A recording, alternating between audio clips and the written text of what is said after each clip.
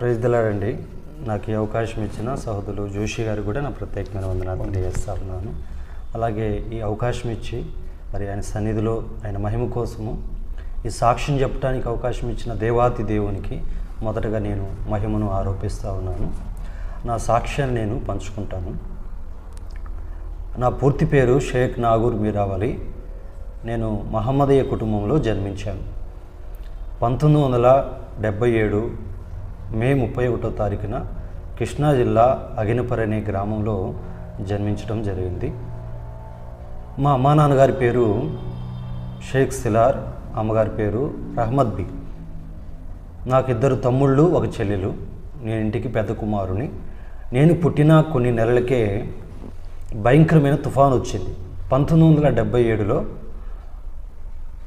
నేను పుట్టిన 5 నెలల తర్వాత, అంటే సుమారు అక్టోబర్ మాసంలో పెద్ద తుఫాను వచ్చింది. ఆ తుఫాను ప్రభావం వల్ల ఆ దివిసీమ ప్రాంతం అంతా కూడా మరి ఎన్నో గ్రామాల్లో సముద్రము ఉప్పొంగి ఎన్నో గ్రామాలను ముంచివేసింది. ఆ దినాల్లో 10,000 మంది చనిపోయారని చరిత్ర చెప్తా ఉంది. మేము సముద్రానికి దూరంగా ఉన్నప్పటికీ ఆ తుఫాను ప్రభావాన్ని బట్టి సమస్తాన్ని మేము కోల్పోవడం జరిగింది. మా అమ్మా నాన్నగారు మరి చిన్నపిల్లవాడిని నన్ను తీసుకొని ఆ కృష్ణా జిల్లా అగినపరు ప్రాంతం నుండి గుంటూరు జిల్లా వెనుకొండ ప్రాంతానికి రావటం జరిగింది. ఎందుకంటే వెనుకొండలో మాకు బంధువులు ఉన్నారు. వారందరూ కూడా మీరు సర్వాన్ని కోల్పోయారు కదా, మా దగ్గరికి వచ్చేసేయండి అని చెప్పినప్పుడు మొత్తం సర్దుకొని రావడం జరిగింది. మా నాన్నగారు టైలర్ అన్నమాట, మిషన్ కుడుతూ ఉంటారు. మా అమ్మగారు ఇంట్లోనే ఉండి నాన్నకి సహకరిస్తూ ఉంటుంది అన్నమాట. ఆ విధంగా చిన్ననాటి నుంచి కూడా మా నాన్నగారు వారు ముస్లిమ్స్ కాబట్టి, ఆ కుటుంబంలో నేను జన్మించాను కాబట్టి చిన్ననాటి నుంచి ఎంతో భక్తి వాతావరణం మాకుంటూ ఉండేది. మా నాన్నగారు మసీదుకి వెళ్తూ ఉండేవారు. దినానికి 5 పూట్ల నమాజ్ అని చేస్తూ ఉండేవారు. మా అమ్మగారు ఇంట్లోనే నమాజ్ చేస్తూ ఉండేవారు. మా నాన్నగారితో పాటుగా అప్పుడప్పుడు నేను కూడా వెళ్తూ ఉండేవాడిని మసీదుకి. దినానికి 5 పూట్ల నమాజ్ మాకు ఉండేది. ఫరజ్, జుహర్, అసర్, మొగరీబ్, ఈషా అంటారు. ఈ 5 పూట్ల నమాజ్ సహోదరులు అందరూ కూడా దాదాపుగా సాధ్యమైనంత వరకు మసీదుకి వెళ్ళి నమాజ్ చేస్తారు. సహోదరీలు ఇంటి దగ్గరే నమాజ్ చేస్తారు. ఆ దినాల్లో నేను చిన్నవాడిని కాబట్టి మరి స్కూల్కి వెళ్ళాలి, చదువుకోవాలి కాబట్టి మరొక వైపు భక్తి కూడా నేను చేస్తూ ఉండేవాడిని. మా నాన్నగారితో పాటు తరచుగా మసీదు కూడా వెళ్తూ ఉండేవాడిని అనమాట. ఆ దినాల్లో ఖురాన్ చాలా అరుదుగా దొరికేది. అది కూడా మసీదులో మాత్రమే ఉండేది. ఎప్పుడైనా చదవాలంటే మసీదుకి వెళ్ళి చదువుతూ ఉండేవాడిని. ఏదో దాంట్లో ఉన్న మంచి విషయాలను తెలుసుకోవాలి, ఆ ఖురాన్ బాగా చదవాలి అది మాకు నేర్పించారు. మా అమ్మగారు ఇంట్లోనే నమాజ్ గురించి చెప్పేవారు. అరబ్బీ భాషలో సూరాలను మాకు కంఠస్థం చేయించేవారు. ఖురాన్ అరబ్బీ భాషలో రాయబడింది. ఆ తర్వాత కొన్ని భాషలు ట్రాన్స్లేట్ చేయటం జరిగింది. అరబ్బీ ప్రత్యేకంగా నేర్చుకోవాలి. ఆ దినాల్లో అరబ్బీ అయితే నేను నేర్చుకోలేదు. ఇంట్లో ఉర్దూ మేము మాట్లాడుతూ ఉండేవారము. అయితే నమాజ్ చేసేటప్పుడు ఖచ్చితంగా అరబ్బీ భాషలో ఉన్న సూరాలను మేము వల్లించేది వారము. కనుక ముందుగానే ఆ సూరాలను మేము నేర్చుకోవాలి. కనుక అమ్మగారు ఈ విధంగా మత పెద్దలు కూడా నేర్పించేవారు. వాటిని నేర్చుకుని నమాజ్ చేసేటప్పుడు వాటిని ఎంతో శ్రద్ధతో భక్తితో నేను వల్లించేవాడు. దాని అర్థం నాకు తెలిసేది కాదు. ఆ విధంగా నమాజ్ చేస్తూ ఉండేవాడిని అనమాట. మరొక వైపు స్కూల్కి వెళ్ళి చదువుతూ ఉండేవాడిని. అలాంటి భక్తి వాతావరణం ఉండేది. నా తర్వాత తమ్ముళ్ళు, చెల్లెలు వాళ్ళు కూడా చిన్నవాళ్ళు. అలాంటి భక్తి వారు కూడా కొనసాగిస్తూ ఉండేవారు. నాకు చిన్నప్పటి నుంచి కూడా ఎన్నో ప్రశ్నలు నా మనసులో ఉండేవి. వాటిలో ఒక ప్రశ్న ఏమిటంటే, దేవుడు అల్లా అంటే గొప్పవాడు, సృష్టికర్త, అంత గొప్ప దేవుడు, సర్వము సృష్టించిన సృష్టికర్త, అంత గొప్ప దేవుడు ప్రపంచంలో ఉన్న అందరినీ కూడా చూస్తున్నాడు కదా, నన్ను కూడా చూస్తున్నాడు కదా, అయితే నా విషయంలో ఆయన ఏమైనా పట్టించుకుంటాడా, శ్రద్ధ కలిగిన వాడా? నేనంటే చిన్నవాడిని కదా, పెద్దవాళ్ళనే చూస్తాడు, పెద్దవాళ్ళనే పట్టించుకుంటాడు అనుకునేవాడిని. నేను కూడా బాగా అనుభవం సంపాదించాలి, ఆ మసీదులో పెద్దల్లాగా గడ్డం మీసాలు పెంచుకొని అనుభవపూర్వకంగా మరి నేను అనుభవం పొందుకొని ఆ తర్వాత నేను దేవుణ్ణి తెలుసుకుంటాను, దేవుణ్ణి ఇంకా ఎరుగుతాను, అప్పుడే దేవుడు నాకు సమీపంగా ఉంటాడు అనుకుంటా ఉండేవాడిని. అలాగా ఎన్నో ఆలోచనలు నాకు వస్తూ ఉండేవి. మనుషులతో ఎక్కువగా ఉండటానికి ఇష్టపడేవాడిని కాదు, ఒంటరితనాన్ని ఎక్కువగా కోరుకునేవాడిని. ఆ ఒంటరితనంలో ఎన్నో ప్రశ్నలు నాకు వస్తూ ఉండే. మరణానికి వచ్చిన ఆలోచనలు, మరణం తర్వాత జీవితానికి వచ్చిన ఆలోచన నాకు వస్తూ ఉండేది. మా ఖురాన్ ప్రకారము పరలోకము నరకము రెండు ఉన్నవి, జన్నత్ और దోజక్ దోబీ హై అంటారు. అయితే ఆ పరలోకం వెళ్ళాలి అంటే మాకు చెప్పింది ఏమిటంటే దినానికి 5 పూట్ల నమాజ్ చేయాలి, రంజాన్ నెలలో ఉపవాసాలు పాటించాలి, పేదవాళ్ళను ప్రేమించి వాళ్ళకి దాన ధర్మాలు చేయాలి, జీవితంలో కనీసం ఒక్కసారైనా మక్కాను దర్శించాలి. ప్రవక్త అయిన మహమ్మద్ గారి ద్వారా ఏదైతే చెప్పబడిందో ఖురాన్ గ్రంథం ద్వారా దాని ప్రకారం మనము పాటించాలి. ఇలా చేసినట్లయితే మనకు జన్నత్ దొరుకుతుంది అని చెప్పడం జరిగిందనమాట. నాకు తెలిసిన భక్తి అలాగ నేను చేస్తూ ఉన్నాను. కానీ నా హృదయంలో ఉన్న ప్రశ్నలకి పూర్తి సమాధానం అయితే దొరకలేదు. నా హృదయంలో ఒక ప్రశ్న బాగా నన్ను ఆలోచింపజేసింది. అదేమిటంటే మరణము తర్వాత జీవితాన్ని గురించి స్పష్టమైన నిరీక్షణ నాకైతే లేదన్నమాట. ఒకరోజు మా బంధువుల్లో ఒక ఆయన పెద్ద ఆయన చనిపోవటం జరిగింది. మా అమ్మ నాన్నగారు వెళ్తా నన్ను కూడా తీసుకుని వెళ్ళారు. ఆ సమయానికి నేను 6వ తరగతి అనుకుంటాను చదువుతూ ఉన్నాను. వాళ్ళ ఇంటికి వెళ్ళటం జరిగింది. ఎక్కడైనా చనిపోతే ఆ ఇంట్లో దుఃఖమే కదా ఉండేది. ఎంతోమంది మా బంధువులు వచ్చారు, మరి ఎంతోమంది అక్కడ ఏడుస్తూ ఉన్నారు. నేను కూడా ఆ ఇంటికి వెళ్ళినప్పుడు అక్కడున్న వాతావరణం అంతా ఒక రకమైన వేరుగా కనిపించింది నాకు. అంత మాత్రమే కాదు, చనిపోయిన వ్యక్తిని చూసినప్పుడు నాకు వచ్చిన ఆలోచన ఏమిటంటే ఈ వ్యక్తి చనిపోయాడు, ఇంకొద్దిసేపటికల్లా సమాధి చేసేస్తారు, ఖబరస్థాన్ తీసుకెళ్తారు. ఈ వ్యక్తి పరలోకానికి వెళ్ళాడా, నరకానికి వెళ్ళాడా? నేను కూడా మరణిస్తాను కదా ఏదో ఒక రోజు, నేను మరణిస్తే నేను ఎక్కడికి వెళ్తాను అన్న ఆలోచన ప్రారంభమైంది నాకు. నేను చనిపోతే నా అల్లా దగ్గరికి అయితే ఆ జన్నత్కి నేను వెళ్తాననే నిరీక్షణ అయితే నా హృదయంలో లేదు, ఆ నిశ్చయిత లేదు. ఆ రోజు ఒక భయం నన్ను పట్టుకుంది, అదే మరణ భయం. లోకంలో ఎన్నో భయాలు మనకు ఉండొచ్చు, కానీ అన్నిటికంటే భయంకరమైన భయము మరణ భయమే. ఆ మరణ భయం నన్ను పట్టుకుంది. అంటే నేను చనిపోతే నా అల్లా దగ్గరికి వెళ్తాను, ఆ జన్నత్కి వెళ్తాను నిరీక్షణ అయితే నాకు లేదు. మరణం ఏదో ఒక రోజు వస్తుంది, ఆ మరణాన్ని ఎదుర్కొనే ధైర్యం నాకైతే లేదు. ఆ రోజు నేను ఇంటికి వెళ్ళిన తర్వాత కూడా తీవ్రంగా నేను ఆలోచించినప్పుడు నా హృదయంలో నిశ్చయిత లేదు, సమాధానం కూడా లేదు. ఆ రాత్రి నాకు నిద్ర పట్టలేదు. తరచుగా ప్రశ్న నాకు నెమ్మది లేకుండా చేసింది. ఎవరైనా చనిపోయారని తెలిసినప్పుడు అలా చూడాలనిపించేదే, వెళ్ళి చూసి వచ్చేవాడిని. ఆ తర్వాత తీవ్రంగా మరలా ఆలోచించేవాడిని. నా హృదయంలో ఆ ప్రశ్నగానే మిగిలిపోయింది. ముఖ్యంగా నా హృదయంలో సమాధానం లేదు, నిశ్చయిత లేదు. మరణాన్ని గురించి ఆలోచించినప్పుడు నిశ్చయిత లేదు. ఒకరోజు మసీద్కి వెళ్ళానండి. ఆ రోజు ఒక మత పెద్దను నేను కలుసుకొని ఒక ప్రశ్న అడగటం జరిగింది. నేనంటే చిన్నవాడిని, ఆయన ఎంతో అనుభవం కలిగిన పెద్దవాళ్ళు, నా ప్రశ్నకు సమాధానం వాళ్ళు చెప్తారేమో అనుకొని నేను అడిగానండి. ఏమని నేను ప్రశ్నించానంటే, ఏమండి ముల్లా గారు, మీరు ఈరోజు చనిపోతే అల్లా దగ్గరికి వెళ్ళగలరా, జన్నత్కి వెళ్ళగలరా, మీకు ఆ నిశ్చయిత ఉందా అని అడిగినప్పుడు ఆయన యథార్థంగా చెప్పాడు, చనిపోయిన తర్వాత మన జీవితం అంతా కూడా త్రాసులో తోయబడుతుంది. ఒకవైపు మంచి కార్యాలు, ఒకవైపు చెడ్డ కార్యాలు ఉంటవి. వాటిని బట్టి మన తీర్పు ఆధారపడి ఉంటుంది. మన ప్రవక్త ద్వారా, ఖురాన్ గ్రంథం ద్వారా చెప్పబడినవన్నీ మనం పాటించాలి. చనిపోయిన తర్వాత దేవుడు ఆ త్రాసులో తూసి దానిని బట్టే మనకు తీర్పు ఉంటుంది తప్ప ముందే తెలియదు. మరి నా తీర్పు ఎలా ఉండబోతుందో, నేను ఎక్కడ జన్నత్తులో ఉంటానో దోజక్లో ఉంటానో నాకైతే తెలియదు అని చెప్పాడు అనమాట. నాకు చాలా బాధ అనిపించింది. ఎందుకంటే ఎన్నో సంవత్సరాల అనుభవం కలిగిన ఆ పెద్ద ఆయనకే తాను చనిపోయిన తర్వాత అల్లాను కలుసుకుంటానని, మోక్షంలో ఉంటానని నిరీక్షణ లేదు, ఆ నిశ్చయిత లేదు. మరి చిన్నవాడినైనా నాకు కూడా లేదు కదా.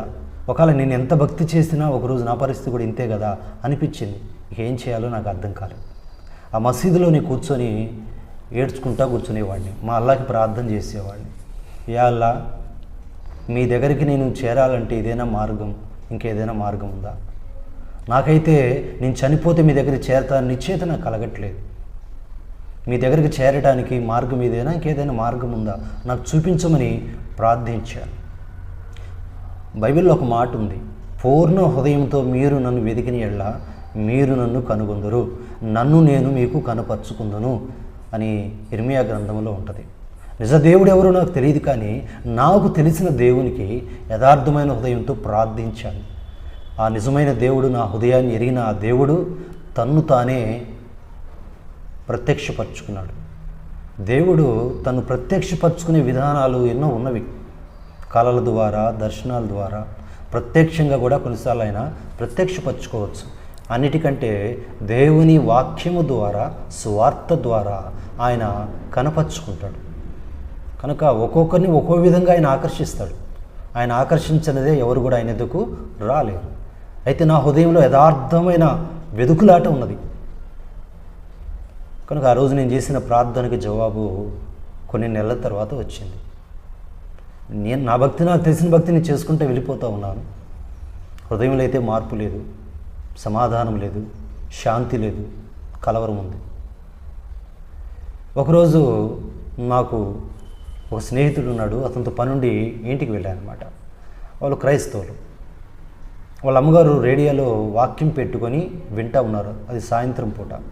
నా స్నేహితుడు స్నానం చేస్తూ ఉన్నాడు. నా స్నేహితుని కోసం ఎదురు చూస్తూ ఇంట్లో కూర్చున్నాను. వాళ్ళ అమ్మగారు ఆ రేడియోలో దేవుని వాక్యం పెట్టుకొని వింటూ ఉంటే, నేను కూర్చున్నప్పుడు ఆ మాటలు వినపడతా ఉంటే నేను ఆలకించాను. అలా వినపడుతున్నప్పుడు ఒక మాట నా హృదయాన్ని తాకింది. బైబిల్ గ్రంథంలో మత్తయి సువార్త 11వ అధ్యాయం 28వ వచనంలో ఆ మాట ఉంటుంది.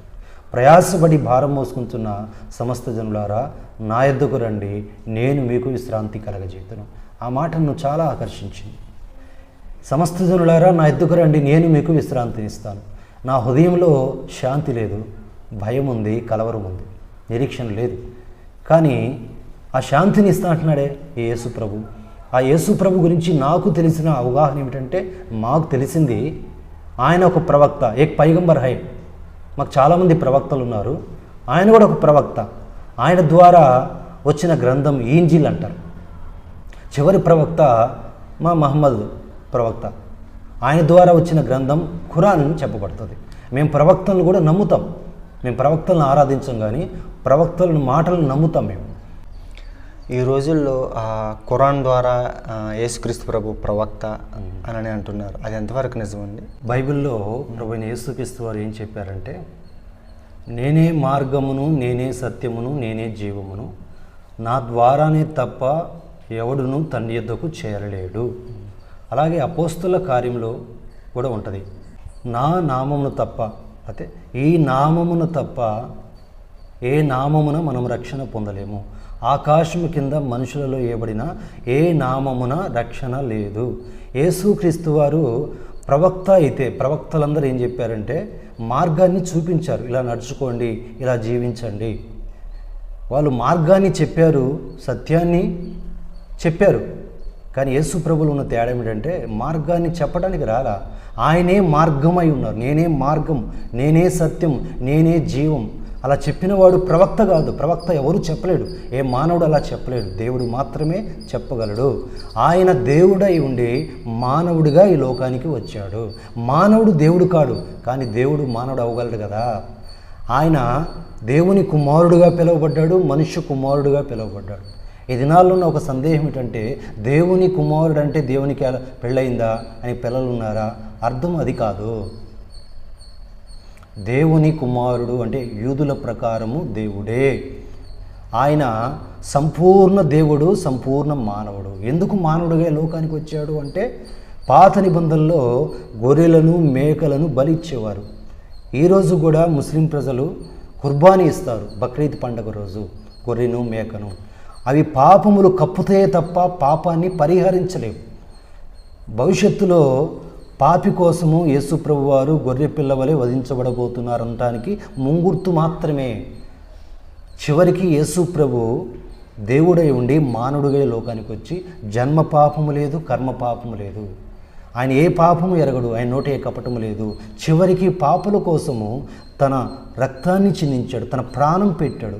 మన పాపమునకు పరిహారార్థమై ఆయన మరణించి తిరిగి లేచినాడు. లోక పాపమును మోసుకుని పోతున్న దేవుని గొర్రెపిల్ల. ఆయన మరణ పునరుద్ధానం మీద విశ్వాసం ఉంచిన ప్రతి పాపి కూడా రక్షణ పొందుతాడు. ఇది కులానికి మతానికి సంబంధించింది కాదు. యేసు ప్రభు మరణాన్ని గెలిచిన వాడు సజీవుడు. ఆయన నిజమైన దేవుడు, మానవుడిగా వచ్చిన దేవుడు, మరణాన్ని గెలిచిన సజీవుడైన దేవుడు. తిరిగి వచ్చి ఆయన నమ్మిన వారిని తీసుకుని వెళ్ళటానికి రాబోతున్నవాడు.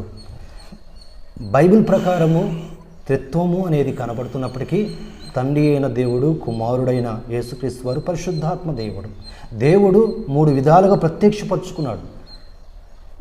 ముగ్గురు దేవుళ్ళు కాదు, ఒకే దేవుడు. ఆ ముగ్గురు ఎలాగున్నారు అంటానికి మనం విశ్వాసంతో దాన్ని మనం అంగీకరించాలి. 1 ఇంటూ 1 ఇంటూ 1 ఒకటే అవుతుంది. ఎలా అవుతుంది? అది 3 అవ్వాలి కదా. 1 + 1 + 1 3 అవుతుంది. 1 ఇంటూ 1 ఇంటూ 1 అవుతుంది. అది ఎలా అవుతుంది? మ్యాథ్స్ అర్థమైతే అర్థమవుతుంది. దైవ సంబంధమైన అనేక సంగతులు మనం మానవ జ్ఞానంతో అర్థం చేసుకోలేము. సూర్యుడి నుంచి వెలుగు వస్తుంది, అలాగే వేడిమి కూడా వస్తుంది. అలా అని చెప్పేసి 3 సూర్యులు కాదు, ఈ 3 కలిపితేనే సూర్యుడు. అలాగే దేవుడు తను ఆ విధంగా కనపరుచుకున్నాడు. యేసుక్రీస్తు వారు మానవుడుగా వచ్చిన దేవుడు. ఆయన ప్రభువైన యేసుక్రీస్తుని ప్రవక్తగా అంగీకరించడం కాదు, ప్రభువుగా, రక్షకునిగా, సజీవుడుగా, దేవునిగా మనం అంగీకరించి తీరాలి. ఆయన నమ్మిన వారికి రక్షణ, నమ్మని వారికి నిత్య శిక్ష విధించకూడదు. కనుక ప్రవక్త ఎప్పుడు అబద్ధం ఆడాడు కదా. కనుక ఆ ప్రవక్త చెప్తా ఉన్నాడు, నా ఎద్దుకు రండి, నేను మీకు విశ్రాంతినిస్తాను. ఈ మాట యేసుక్రీస్తు ప్రభు మీరు ప్రవక్త అనుకున్నారు. నేను అనుకున్నాను అప్పుడు టేప్ రికార్డులో విన్నప్పుడు యేసుక్రీస్తు ప్రభు ఒక ప్రవక్త అని ప్రవక్తనే అనుకున్నాను అప్పుడు దాకా. అయితే మా ప్రవక్త ఎప్పుడు ఆ మాట చెప్పలేదు. అది ఖురాన్లో నేను చూడలేదు. నా ఎద్దుకు రండి, నేను మీకు విశ్రాంతినిస్తాను. ఖురాన్ గురించి, అల్లా గురించి, ఖురాన్ అల్లా గురించి చెప్పబడింది. ప్రవక్త చేసిన కొన్ని మంచి పనులు నమాజ్ గురించి చెప్పబడిందే కానీ నేనే శాంతినిస్తాను, నా ఎద్దుకు రండి అని ఆయన ఎప్పుడూ చెప్పలేదు. కానీ ఈ యేసు ప్రభు చెప్పిన మాట చాలా ప్రత్యేకంగా ఉంది. ఆయన గురించిన పూర్తి అవగాహన నాకు లేదు. ఒక ప్రవక్త మాత్రమే నేను అనుకున్నాను. అయినా ఆ మాటలు నన్ను ఆకర్షించాయి. దేవుని వాక్యంలో శక్తి ఉంది. ఆయన సత్యవంతుడు కదా. ప్రవక్త అయిన యేసుక్రీస్తు వారు కూడా ఆ దినాలు నాకు తెలిసిందంతే ఆయన ఎప్పుడు అబద్ధమారాడు. కాబట్టి నాకు కూడా ఆ శాంతి కావాలి అనిపించింది. ఆ రోజు కొన్ని మాటలు విని నా స్నేహితునితో పాటు బయటికి వెళ్ళిపోయాను. కానీ ఆ విన్న మాట మర్చిపోలేకపోతున్నాను. పదే పదే ఆ మాట నా మనసుకు వస్తూ ఉంది. నా ఎద్దుకు రండి, నేను మీకు విశ్రాంతిని ఇస్తాను. నాకు ఆ శాంతి కావాలి. మరి ఎక్కడికి వెళ్ళాలి ఇప్పుడు నేను? మరి ఆ మాటలు వింటే నాకు మనశ్శాంతిగా అనిపిస్తూ ఉంది. ఇప్పుడు ప్రభు దగ్గరికి, ఆ ప్రవక్త దగ్గరికి వెళ్ళటం అంటే అర్థం ఏమిటంటే ఆ రేడియో దగ్గరికి వెళ్ళి ఆ మాటలు వింటే ఎంతో కొంత ప్రశాంతత దొరుకుతుంది అని ఆలోచన నాకు కలిగి మరుసటి రోజు కూడా నా స్నేహితుడింటికి వెళ్ళారు. అదే సమయానికి వాళ్ళ అమ్మగారు మరలా ఆ రేడియోలో వాక్యం వింటా ఉన్నారు. నేను కూర్చొని కొన్ని మాటలు విన్నాను. అలా తరచుగా నా స్నేహితునింటికి రావటము, ఆ రేడియోలో మాటలు వినటం జరిగింది. వాళ్ళ అమ్మగారు నేను పదే రావటము, ఆ దేవుని మాటలు వినటము, ఇవన్నీ ఆమె గ్రహించి ఆమె ఏం చేసిందంటే యేసు ప్రభు గురించి చెప్పడం ప్రారంభించింది. బాబు, యేసుక్రీస్తు అంటే ప్రవక్త మాత్రమే కాదు, ఆయన ప్రవక్త కంటే గొప్పవాడు, సృష్టికర్త. పాపి అయిన మానవుడిని రక్షించడానికి ఆయన మానవుడిగా, నరుడుగా ఈ లోకానికి వచ్చాడు. ఆయనలో జన్మ పాపం లేదు, కర్మ పాపం లేదు, ఆయన నోట ఏ కపటం లేదు. పాపుల కోసమే ఆయన సిలువలో రక్తం కార్చాడు, ప్రాణం పెట్టాడు, మరణించి తిరిగి లేచాడు. ఆయన సజీవుడు. ఆయన ఆరోహణమై వెళ్ళాడు. ఆయన నమ్మిన వారిని తీసుకుని వెళ్ళటానికి రానై ఉన్నాడు. నమ్మిన వారికి రక్షణ, నమ్మని వారికి నిత్యశిక్ష విధించబడును అని మా స్నేహితుని యొక్క అమ్మగారు యేసు ప్రభు గురించి, ఆయన దైవత్వాన్ని గురించి చెప్పడం జరిగింది. నాకు కొంత గ్రహింపు కలిగింది, కానీ దాన్ని పూర్తిగా తీసుకోవటానికి నా మనసు అంగీకరించట్లేదు. నేను ఆయన గురించి ఇంకా ఎక్కువ తెలుసుకోవాలి అనిపిస్తూ ఉంది. ఆ విధంగా తరచుగా వాళ్ళ ఇంటికి రావటం, నా భక్తి నేను చేసేవాడిని, మసీదుకి వెళ్ళేవాడిని, మరలా నమాజ్ చేస్తూ ఉండేవాడిని, మరలా ఇటువైపు వచ్చి ఈ మాటలు వింటూ ఉండేవాడిని. అలాగా రేడియోలో దేవుని వాక్యం వింటూ ఉండే ఆ దినాల్లో ప్రేమధార అనే కార్యక్రమం వస్తూ ఉండేది సాయంత్రం 7 గంటలకి. దైవజనులు జోషి గారు దేవుని వాక్యం చెప్తూ ఉండేవారు. ఆ వాక్యాన్ని నేను వింటూ ఉండేవాడిని. ఒకరోజు 1993 సంవత్సరము డిసెంబర్ 31వ రోజు, సంవత్సరానికి చివరి రోజు. ఆ రోజు నా హృదయంలో చాలా వేదన ఉందండి, చాలా కలవరంగా ఉంది. అంటే బాహ్య సంబంధమైన బాధలు నాకేం లేవు, కానీ నా హృదయంలో నిజమైన సంతోషం లేదు, శాంతి లేదు. నేను ఎందుకు బ్రతుకుతున్నాను, నేను చచ్చిపోతే ఎక్కడికి వెళ్తాను, నాకేం అర్థం కావట్లేదు. ఒక గురి లేదు, ఒక నిరీక్షణ లేదు, ఏదో తెలియని వేదన నన్ను వెంటాడుతూ ఉంది. ఏం చేయాలో అర్థం కాలేదు. ఒంటరిగా కూర్చొని ఏడ్చుకుంటున్న ఆ సమయంలో ప్రభు నాతో ఈ విధంగా మాట్లాడుతున్నట్టు అనిపించింది. నేను విన్న వాక్యము కొన్ని నెలల క్రితం, అదే వాక్యం మరలా ప్రభు నాకు జ్ఞాపకం చేశాడు. నా ఎద్దుకు రండి, నేను మీకు విశ్రాంతినిస్తాను. నేను మనసులో ఇలా అనుకుంటున్నాను, మీ ఎద్దుకు వచ్చాను కదయ్యా, మీ మాటలు విన్నాను కదయ్యా, అయినా నాకు పూర్తి సంతోషము శాంతి నాకు దొరకలేదు, ఇంకా వెలితిగా ఉంది నా హృదయం అని అనుకుంటున్నాను నేను. కానీ మరలా ప్రభు నాతో మాట్లాడుతున్నట్టు అనిపించింది. ఈ రాత్రి రా విశ్వాసంతో నేను నీకు నా శాంతినిస్తాను అని చెప్పినట్టు అనిపించింది నాకు. సరే చూద్దాం అని చెప్పేసి ఆ రాత్రి మరలా నా స్నేహితునింటికి వెళ్ళారండి. వారు క్రైస్తవులు కాబట్టి డిసెంబర్ 31 రాత్రి వారు మందిరానికి వెళ్తారు. వాచ్ నైట్ సర్వీస్ ఉంటుంది కదా, వినుకొండలో హెబ్రోను సహవాసానికి వారు వెళ్తారు. సియోను ప్రార్థన మందిరము. వారు అందరూ కూడా రెడీ అవుతూ ఉన్నారు. రేడియో ఆన్ చేసుకుని నేను వింటూ ఉన్నాను వాక్యాన్ని. విన్న మాటల్లో కొన్ని మాటలు మీకు చెప్పాలనుకుంటున్నాను. ఆ రాత్రి నిజంగా ప్రభు నాతో ఆ వాక్యం ద్వారా మాట్లాడారు. నన్ను దర్శించిన రోజు ఏమని చెప్తా ఉన్నారంటే, యేసుక్రీస్తు అందరికీ ప్రభు,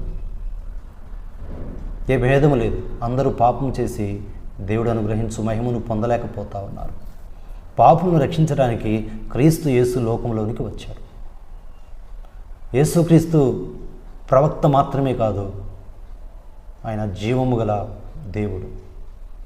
ప్రభు చెప్పారు, నేనే మార్గమును సత్యమును జీవము, నా ద్వారా తప్ప ఎవడును తన యొద్దకు చేరలేడని. ఆయన మార్గం చూపించడానికి రాలా, ఆయనే మార్గమై ఉన్నాడు. ఈ విధంగా అనేక మాటలు ఆయన చెప్తా ఉన్నాడు. నేను అంతకుముందు కూడా విన్నాను, కానీ అంత స్పష్టంగా నాకు అర్థం కాలేదు. ఆ రాత్రి ఆ మాటలు నాతోనే మాట్లాడుతున్నట్టు ఉన్నవి. నా హృదయాన్ని గుచ్చుతూ ఉన్నవి. నేను ఆలోచించుకుంటా ఉన్నాను. ఆయన వాక్యం చెప్తా ఉన్నారు. ఆయన చెప్పిన మరికొన్ని మాటలు ఏమిటంటే, నీవు కూడా పాపివే, ఆయన నీ పాపముల కోసం కూడా రక్తం కార్చాడు. నీ పాపములు ఒప్పుకున్నావా? ఆ క్రీస్తుని ప్రభువుగా నీ హృదయంలో చేర్చుకున్నావా అని చెప్తా ఉన్నారు. ఆయన మరణాన్ని గెలిచిన వాడు సజీవుడు, ఆయన తిరిగి రానై ఉన్నాడు. ఆయన నమ్మిన వారిని తీసుకుని వెళ్ళటానికి రానై ఉన్నాడు. నువ్వు సిద్ధంగా ఉన్నావా అని చెప్తా ఉన్నాడు. ఆ మాటలు చాలా ప్రత్యేకంగా అనిపిస్తూ ఉన్నాయి. యేసు ప్రభు దగ్గర రావటం అంటే నాకు తెలిసింది, కానీ ఆయన్ని నా హృదయంలో చేర్చుకోవటం అనేది నాకు తెలియదు. నేను పాపినని, నా పాపాల కొరకై నేను పశ్చాత్తాపడాలని నా గ్రహింపు కలగలేదు. ఆయన నా హృదయంలో చేర్చుకోవాలని ఆ గ్రహింపు నాకు కలగలేదు. ఆ విధంగా ఆయన అనేక వాక్య మాటలు చెప్తా ఉన్నప్పుడు నా హృదయంలో ఒక రకమైన పశ్చాత్తాపం నాకు కలుగుతూ ఉంది. మరొక వైపు మా అమ్మా నాన్నగారు, బంధువులు, ఈ ముస్లిం సమాజం జ్ఞాపకం వస్తూ ఉంది. నేను ఈ ప్రభువుని నమ్ముకుంటే వీళ్ళేమనుకుంటారు, నన్ను ఇంట్లో ఉండనిస్తారా అని ఎన్నో ఆలోచనలు వస్తూ ఉన్నాయి. ఏం చేయాలో అర్థం కావట్లేదు. హృదయంలో పోరాటం కలుగుతూ ఉంది. అలా ఆలోచించుకుంటూనే ఉన్నాను. ఆయన వాక్యం చెప్తానే ఉన్నారు. అలా వాక్యం చెప్తా మరొక మాట చెప్పారు ఆయన. సామెతల గ్రంథం 29వ అధ్యాయం 1వ వచనంలో, ఎన్నిసార్లు గద్దించినను లోబడని వాడు మరి తిరుగు లేకుండా హఠాత్తుగా నాశనమగును. ఆ గద్దింపు మాట చెప్పి మరికొన్ని మాటలు చెప్పేసి ముగించేశారు. ప్రార్థన అయిపోయింది. కానీ నేను అక్కడి నుంచి వెళ్ళలేకపోతా ఉన్నాను. నా హృదయంలో ఒక బలమైన ప్రేరేపణ, ప్రార్థన చేసుకోవాలని అనిపిస్తుంది. ప్రార్థన అంటే నాకేం కొత్త ఏం కాదు. దువా అంటాం మేము మసీదులో.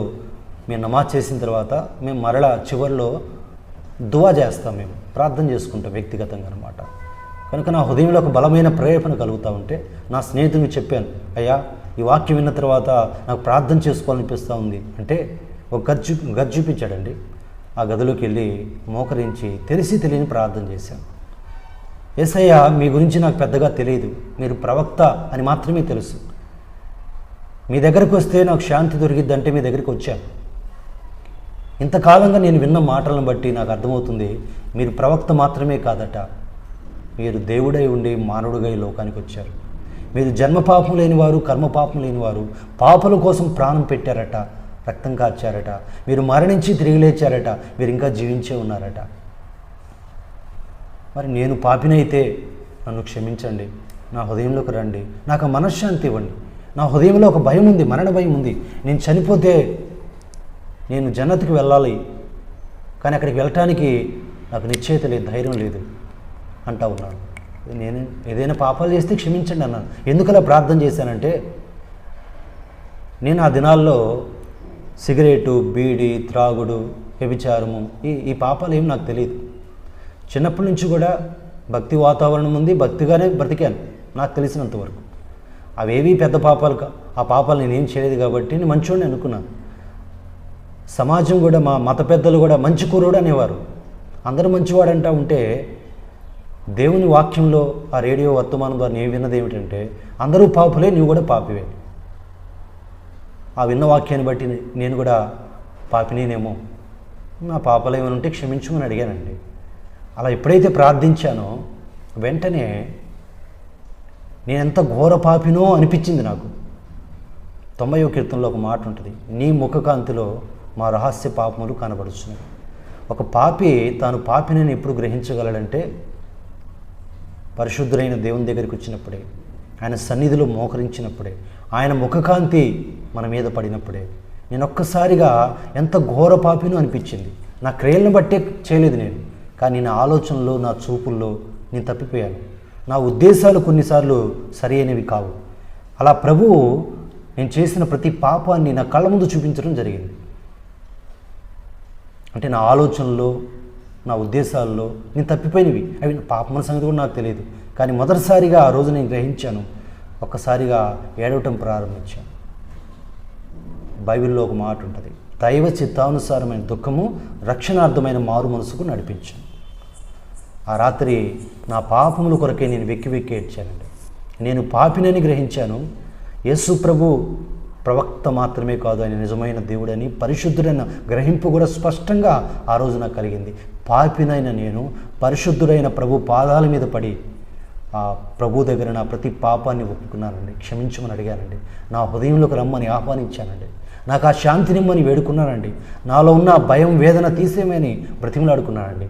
అలా నేను చేసిన కొద్దిసేపటి ప్రార్థన తర్వాత నా ప్రార్థన ప్రభు ఆలకించాడని, నా పాపాలు క్షమించబడ్డాయని, నా హృదయంలో ఉన్న భారమంతా, భయమంతా తొలగిపోయిందని నాకు అర్థమైందండి. నా హృదయంలో మునిపెన్నడూ లేటువంటి శాంతి, సంతోషము రావటం నేను గమనించాను. చెప్పన సఖ్యమును, మహిమాయుక్తమైన సంతోషాన్ని ఆ రాత్రి నేను అనుభవించానండి. ఆ సమయంలో నాలో ఉన్న మరణ భయం కూడా తొలగిపోయింది. ఆ రాత్రి ఎంత సంతోషంతో ఆ గదిలోంచి నేను బయటకు వచ్చేసానండి. నా స్నేహితునికి చెప్పి నేను ఇంటికి వెళ్ళిపోతున్నాను చెప్పాను. నా ఇంటికి వెళ్ళిన తర్వాత కూడా ఆ రాత్రి ఏదో నా హృదయంలో జరిగింది. ఏం జరిగిందో నాకైతే తెలియదు, కానీ దేవుడు ఎక్కడో ఉన్నాడు నాకు అనిపించట్లేదు, నాతోనే ఉన్నట్టుగా అనిపిస్తూ ఉంది. సృష్టి అంతా కూడా ఒక కొత్తదనం నాకు కనబడతా ఉంది. బైబిల్లో ఒక మాట ఉంది, యేసుక్రీస్తునందున వారు నూతన సృష్టి, పాతవి గతించును, ఇదిగో క్రొత్త వాయువు. అంటే మనిషిగా నేను మారలేదు, నా మనసు మారింది, నా హృదయం మారింది. యేసుక్రీస్తులో నూతన సృష్టిగా నేను చేయబడ్డాను. ఆ దేవుడు ఎక్కడో లేడు, నాతో ఉన్నట్టుగా, ఎంతో సమీపం ఉన్నట్టుగా నాకు అనిపించింది. ఆ రోజు నుంచి ప్రార్థన చేయటం అనేది నాకు ఆనందకరంగా మారిపోయిందండి. ఒక తండ్రి దగ్గరికి ఒక బిడ్డ ఎలా పరిగెత్తుకుని వస్తాడో ఆ విధంగా దేవుని దగ్గరికి పరుగున వచ్చి ప్రార్థన చేసుకుంటూ ఉండేవాడిని. నా ప్రతి బాధ, నా ప్రతి భారము నా ప్రభువుకు చెప్తూ ఉండేవాడిని అండి. అలాగా రహస్యంగా కొంతకాలం నేను క్రీస్తుని వెంబడించడం జరిగిందండి. మా అమ్మా నాన్నకి తెలియకుండా, మా స్నేహితులతో పాటుగా, వాళ్ళ కుటుంబంతో పాటుగా చర్చి కూడా వెళ్తూ ఉండేవాడిని. కొంతకాలం తర్వాత మా ఇంట్లో తెలిసిపోయిందండి. నేను యేసుప్రభుని నమ్ముకున్న తర్వాత కూడా, రక్షణ పొందిన తర్వాత కూడా నేను మసీదుకి వెళ్తూ ఉండేవాడిని. ఎందుకంటే మా ఇంట్లో తెలిస్తే ఒప్పుకోరు కదా. ఆ ఉద్దేశంతో నేను మరలా మసీదుకి వెళ్తూ ఉండేవాడిని. నమాజ్ ఆచారపూర్వకంగా చేసేవాడిని. అయితే ఒక దువా చేసేవాడిని. యేసయ్యా, మీరెవరో ఇప్పుడు నాకు అర్థమైందయ్యా, కానీ ఈ ప్రజలు ఇంకా మిమ్మల్ని ప్రవక్తగా ఎంచుతున్నారు. మీరెవరో వారికి స్పష్టంగా తెలియదయ్యా. మీరు వారి కోసం కూడా ప్రాణం పెట్టారు కదా, వారిని కూడా రక్షించండి అయ్యా, నరకం నుండి తప్పించండి అయ్యా, వారి కళ్ళు కూడా తెరవండి అని ప్రార్థన చేస్తాను లేవాడిని. కొంతకాలం తర్వాత మా ఇంట్లో వాళ్ళకి తెలిసిపోయిందండి. అది ఎలా తెలిసిందంటే, కొంతమంది స్నేహితులు ఉన్నారు నాకు, వాళ్ళకు కూడా నేను సువార్త చెప్తూ ఉండేవాడిని. నేను ప్రభుని ఎరిగిన తర్వాత వాళ్ళు చాలామంది నామకార్థ క్రైస్తవులు. ఒకరోజు వినుకొండలో ఒక మీటింగ్ జరుగుతూ ఉంటే, పబ్లిక్ మీటింగు, ఆ మీటింగ్లో పాల్గొవాలని మేమందరం అనుకున్నాం. నేను మీ ఇంటికి వస్తాను, మీరు రెడీగా ఉండండి అని వాళ్ళకి చెప్పడం జరిగింది. నేను త్వరగా రెడీ అవుదామని సిద్ధపడుతున్న సమయంలో వాళ్ళు బైబిల్ పట్టుకొని మా ఇంటికి వచ్చేసారు. మా నాన్నగారు ఆ టైంలో మిషన్ కుడతా ఉన్నారు. మా నాన్నగారిని అడిగారు వాళ్ళు, మీ అబ్బాయి రమ్మన్నాడండి, ఇక్కడ ప్రార్థన జరుగుతూ ఉంది, మీ అబ్బాయి రమ్మన్నాడంటే, మా అబ్బాయి రమ్మనంటే ఏంది ప్రార్థనకి అంటే, మీ అబ్బాయి చర్చికి వస్తున్నాడండి, యేసుప్రభుని నమ్ముకున్నాడండి అన్నారు వాళ్ళు. మా నాన్నగారికి అర్థం కాల. ఆయన కోపం వచ్చేసింది. వాళ్ళని తిట్టి పంపించేసి, మా అబ్బాయి రాడని చెప్పేసి వాళ్ళని తిట్టి పంపించేశాడు. ఇక నా దగ్గరికి వచ్చి అడిగాడు, ఏరా నిజమేనా, ప్రార్థనలకు వెళ్తున్నావా, నువ్వు చర్చికి వెళ్తున్నావా అని అడిగాడు. భయంతో చెప్పాను. అప్పుడు దాకా ఓ రహస్యంగా ఉన్నాను, కానీ ఆ రోజు తెలిసిపోయింది. మా నాన్నగారికి చెప్పేశాను, భయంతో చెప్పేశాను. అవును నాన్న, యేసు ప్రభు ద్వారా నాకు వచ్చిన ఆ శాంతి సంతోషాన్ని గురించి, నా హృదయంలో ఉన్న మరణ భయం తొలగించడం గురించి, ఆ యేసు ప్రభు గురించి నేను నాకు తెలిసింది చెప్పాను. మా నాన్నగారికి కోపం వచ్చేసింది. ఎవరో నిన్ను మోసం చేశారా, ఈసారి నిన్ను చర్చికి వెళ్ళటం చూస్తే, ఆ క్రైస్తవులతో నువ్వు కలవటం చూస్తే నేను చంపేస్తానన్నాడు. భయపెట్టేశాడు మా నాన్న. ఒకవైపు మా అమ్మగారు ఆ మాటలు వింట ఏడవటం ప్రారంభించి, ఏరా ఇంతగా మాకు అవమానం తీసుకొస్తావు సమాజంలో, మంచోడు అనుకున్నాము, ఇంత పని చేస్తావా అని చెప్పేసి ఆమె ఏడుస్తూ ఉంది. నేను మౌనంగా ఉన్నాను, నాకేం అర్థం కావట్లేదు. యేసు ప్రభు కొరకు వచ్చిన ఒక చిన్న శ్రమ. బైబిల్లో ఒక మాట రాయబడిందండి. యేసు ప్రభు అంటారు, మనుషుల ఎదుట ఎవడు నన్ను ఒప్పుకొనునో వానిని తండ్రి ఎదుట నేను ఒప్పుకుంటా అన్నాడు. ఎవడైతే మనుషుల ఎదుట ఒప్పుకోవటానికి సిగ్గుపడతాడో, పరలోకంలో దూతల ఎదుట తండ్రి ఎదుట నేను వారిని ఒప్పుకొనని చెప్పాడు. నేను చాలా కాలం ఒక రహస్య క్రైస్తవునిగా ఉన్నాను, కానీ ఆ రోజు మనుషుల ఎదుట కూడా, నా తల్లిదండ్రుల ఎదుట కూడా నా ప్రభుని గురించి నేను సాక్ష్యం ఇవ్వటం జరిగింది. కానీ ఆ రోజు నుంచి శ్రమలు ప్రారంభమయ్యాయి. ప్రభు ముందే చెప్పారు, లోకంలో మీకు శ్రమ కలుగును, ఆయనను ధైర్యం తెచ్చుకునడి, నేను లోకాన్ని జయించి ఉన్నాను. యేసు ప్రభు దగ్గరికి రావటం తేలికే, యేసు ప్రభుని వెంబడించటమే అది క్రయంతో కూడుకున్నది. నా ఎద్దుకు రండి అన్న ప్రభువే నన్ను వెంబడించండి అన్నాడు. చాలామంది ప్రభు దగ్గరికి వస్తున్నారు, ఆయన ఇచ్చే దీవెనలు పొందుకుంటున్నారు, మళ్ళీ వెనక్కి వెళ్ళిపోతూ ఉన్నారు. కానీ ఆయన్ని ఎరిగిన తర్వాత, రక్షణ పొందిన తర్వాత ప్రభుని వెంబడించాలి చివరి వరకు. ఆ వెంబడించటంలో ఎన్నో ఆటంకాలు, వ్యతిరేకతలు, శ్రమలు ఉన్నాయి. ఆ రోజు నాకు ప్రారంభమైంది. ఆ రాత్రి అందరు నిద్రపోయారండి. మా ఇంటిపైకి వెళ్ళి, డాబాపైకి వెళ్ళి మోకరించి యేసయ్యకి ప్రార్థన చేస్తూ ఉన్నాను. యేసు ప్రభువా, మా ఇంట్లో తెలిసిపోయింది, ఇప్పుడు నా సంగతి ఏమిటి, నా భవిష్యత్తు ఏమిటి, నన్ను ఏం చేయమంటావు, నేను ఎలా బ్రతకాలి, మిమ్మల్ని ఎలా వెంబడించాలి, నన్ను ఎందుకు ఒక ముస్లిం కుటుంబంలో పుట్టించావు అని ఏడుస్తా ప్రార్థన చేస్తూ ఉన్నారు. ప్రభు నాతో మాట్లాడటం జరిగింది. నా కుమారుడా, నేను నీకోసం పరలోకాన్ని విడిచిపెట్టాను, నీకోసం నా ప్రాణం పెట్టాను, నా రక్తం కాచాను, నా కొరకు నువ్వేం చేసావు అన్నాడంతే. ఒక్కసారిగా నా హృదయం బ్రద్దలైపోయింది. నిజమే, నా కొరకు ఆయన సమస్తాన్ని ధారపోసాడు. ఆయన తన చివరి రక్తపుట్టు కార్చి ప్రాణం ఇచ్చాడు. ఆయన కోసం ఒక చిన్న శ్రమ కూడా నేను అనుభవించలేకపోతున్నాను, తట్టుకోలేకపోతున్నాను.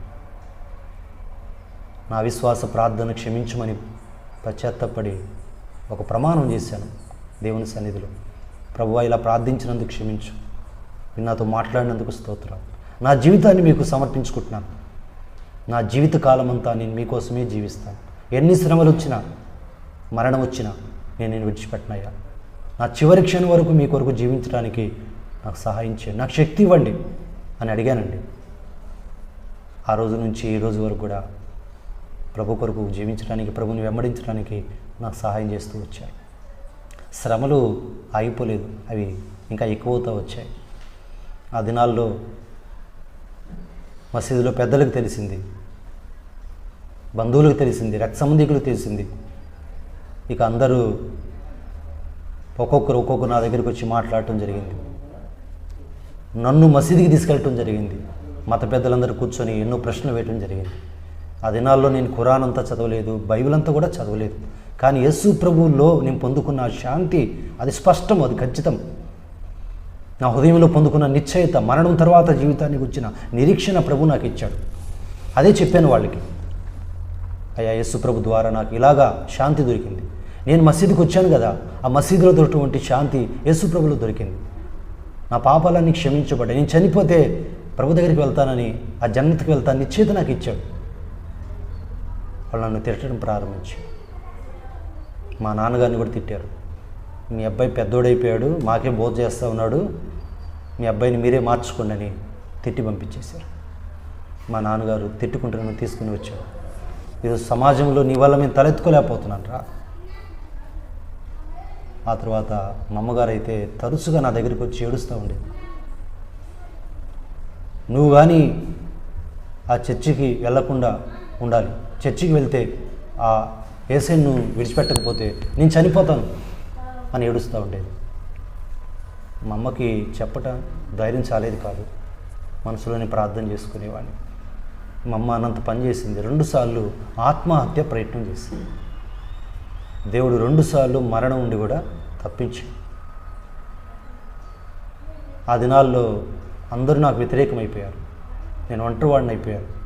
చర్చికి వెళ్ళటానికి అవకాశం లేదు, క్రైస్తవులతో సహవాసం చేయడానికి అవకాశం లేదు. నేను ఇంటర్ చదువుతున్న దినాలవి. కాలేజీకి వెళ్ళి ఖచ్చితంగా ఇంటికి రావాల్సింది. ఆ దినాల్లో ఎంతో నిఘా నా మీద ఉండేది. అందరూ పరాయి వాళ్ళగా కనపడతా ఉన్నారు. నా చుట్టూ శ్రమలు ఉన్నాయి.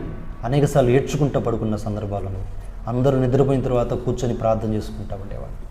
కానీ ఒక సత్యాన్ని నేను చెప్పగలను, బయట ఎన్ని శ్రమలున్నా కానీ నా హృదయంలో చెప్పనాశక్యమైన సంతోషము అది దినదినం అధికమయ్యేది.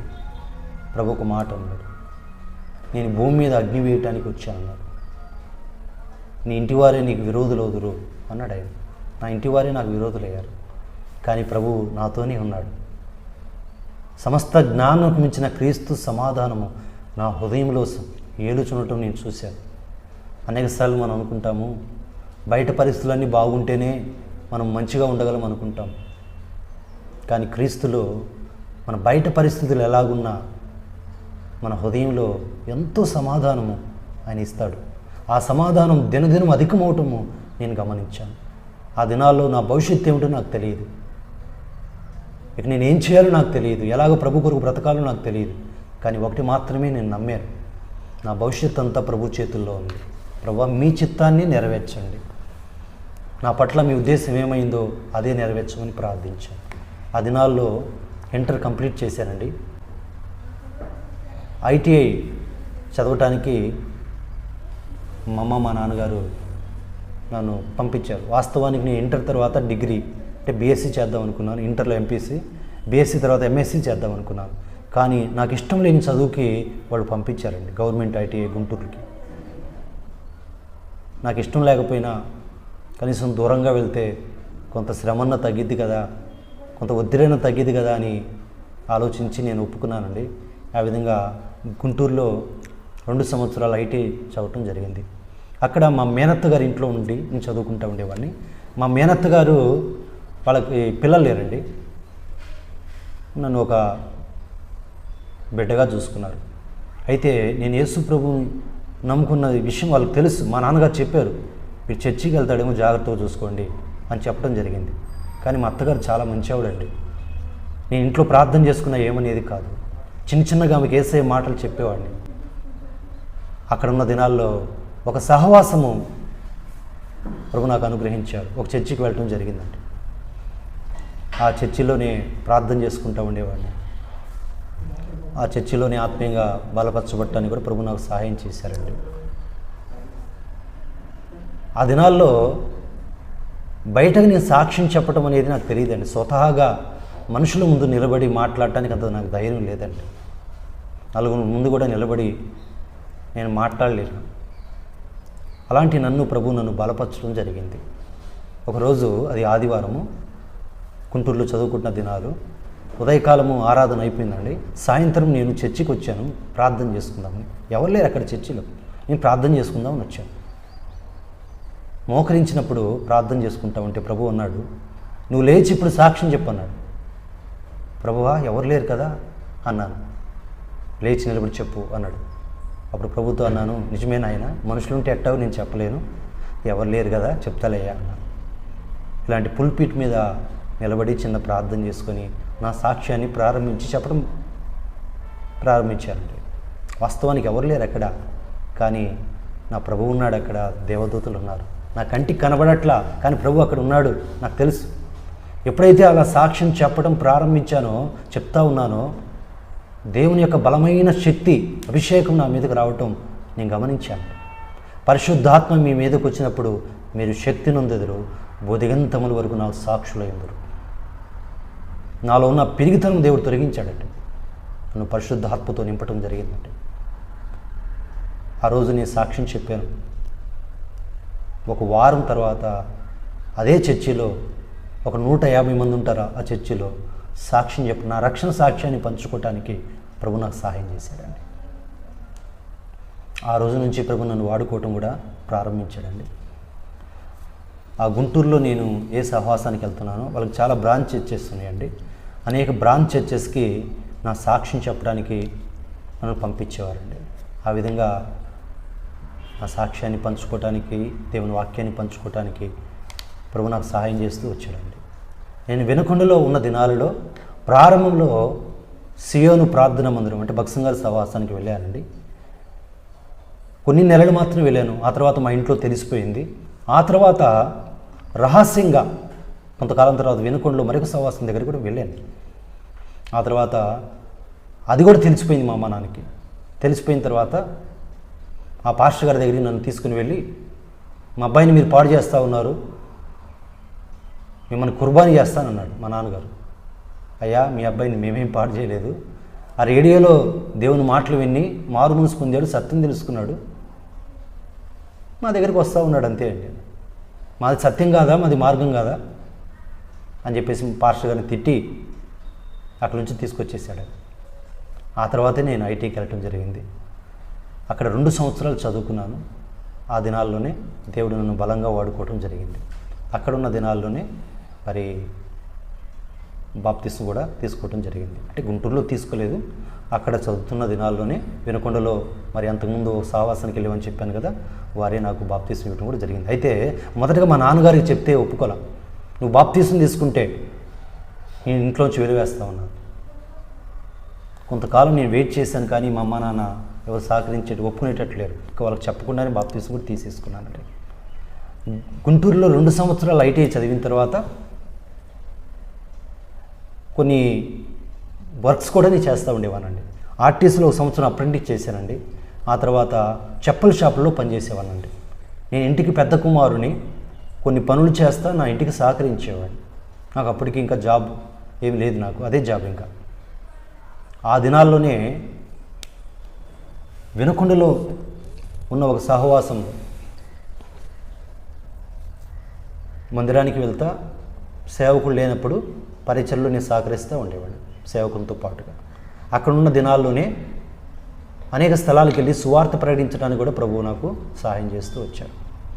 మా ఇంట్లో వ్యతిరేకత అనేది క్రమక్రమంగా పెరుగుతూ ఉంది. చివరికి వాళ్ళు విసిగిపోయారు. పెద్దలు కావచ్చు, మా ఇంట్లో వాళ్ళు కావచ్చు, మా బంధువులు కావచ్చు, చెప్పి విసిగిపోయారు. బాప్తిసం తీసుకున్న తర్వాత, అంటే తీసుకున్నప్పుడు తెలియలేదు వాళ్ళకి, నేను తీసుకున్న కొంతకాలానికి తీసుకున్న సంగతి వాళ్ళకి తెలిసింది. అదొకటైతే ఇక నేను సాక్ష్యం ఇవ్వటము, సువార్త ప్రకటించటము, దేవుని పనులు సహకరించటము చేస్తూ ఉండేవాడిని. ఒకవైపు వర్క్ చేస్తూ ఉండే, చెప్పుల షాపులో పనిచేస్తూ ఉండేవాడిని. అయితే మా అమ్మా నాన్నగారికి ఒత్తిడి పెరిగిపోయేది. ఎందుకంటే మా నాన్నగారు మసీదులో పెద్ద అజా ఇస్తారు, ఆయన 5 పూట్ల నమాజ్ చేస్తారు ఆయన. ఇక మత పెద్దలందరూ కూడా మా నాన్నగారికి చెప్పారు, మీ అబ్బాయిని మీరు మార్చుకోలేకపోయారు, మీ అబ్బాయి అనేక స్థలాలకు వెళ్ళి ఎంతోమందికి సాక్ష్యం చెప్తా ఉన్నాడు, అల్లా గురించి వ్యతిరేకంగా చెప్తా ఉన్నాడు అని మా నాన్నగారిని ఇబ్బంది పెట్టడం జరిగింది.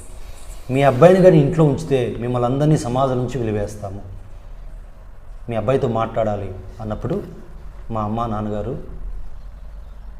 ఆ మాట నాకు చెప్పారు. మత పెద్దలు వచ్చి నీతో మాట్లాడతారట. నేను బాగా ప్రార్థన చేసుకుని ఎదురు చూస్తున్న ఆ దినాలన్నమాట. ఒకరోజు ఉదయకాలము ఫరజ్ నమాజ్ ముగించుకున్న తర్వాత మా నాన్నగారు మత పెద్దలందరూ కూడా మా ఇంటికి రావడం జరిగిందండి. ఆ రోజు నాతో మాట్లాడారు. ఎంతో కాలం నుంచి నీ విషయం చూస్తున్నావు బాబు, నువ్వు మసీదుకి రమ్మంటే రావట్లేదు, నువ్వు మారింది కాక అనేకులు మారుస్తున్నావు, అనేక స్థలాలకు వెళ్ళి యేసుప్రభు అట్టాటోడు లేకపోతే అల్లా అట్టాటోడు అని చెప్తున్నావు. నువ్వు ఆయన ప్రవక్త అయితే నువ్వు ఆయనకు వచ్చి దేవుడు అంటావు, ఇలా చెప్తున్నావు ఏమిటి అంటే, ఆయన ప్రవక్త కాదండి, ఆయన నేనే మార్గం సత్యం జీవం అన్నాడు, నా ద్వారా తప్ప ఎవడును తన్ని ఎదుగు చేయలేడు అన్నాడు. మన మోక్షానికి వెళ్ళాలంటే ఆయన ఒకటే అండి మార్గం. ఆయన మన పాపాల కోసం చనిపోయాడు, రక్తం గార్చాడు, కుర్బానీ అయ్యాడు, మరణించి తిరిగి లేచినవాడు. మన పాపాలు ఆయన దగ్గర క్షమాపణ ఉంది, మన పాపాలు క్షమించుటకు ఆయన ఒక్కడే అధికారం ఉందని చెప్పాడు. ఇక లాభం లేదనుకున్నారు వాళ్ళు. నీవు ఇంట్లో ఉంటే మీ ఇంట్లో వాళ్ళందరినీ వెలివేస్తావు, నువ్వు ఇంట్లో నుంచి వెళ్ళిపోవాల్సిందే, నేను వెలివేసేస్తున్నావు అన్నారు. ఆ పెద్దలు మా నాన్నగారిని కూడా భయపెట్టారు, మీ అబ్బాయిని వెళ్ళగొడతారా లేదు ఇప్పుడు, లేకపోతే మిమ్మల్ని అందరినీ వెలివేస్తామంటే మా నాన్నగారు చెప్పారు వాళ్ళందరి ముందు, నువ్వు ఇంట్లోంచి వెళ్ళిపోరా, నీవు ఉంటే తమ్ముళ్ళు ఉన్నారు, చెల్లెలు ఉన్నారు, వాళ్ళకి పెళ్ళిళ్ళు కూడా కావు, మేము ప్రశాంతంగా బ్రతకలేకపోతున్నాం, నీ దారి నువ్వు చూసుకున్నాడు. వాళ్ళందరి ముందు ఒకటే మాట నేను చెప్పాను, యేసు ప్రభు లేకుండా ఒక్క క్షణం కూడా నేను బ్రతకలేనండి.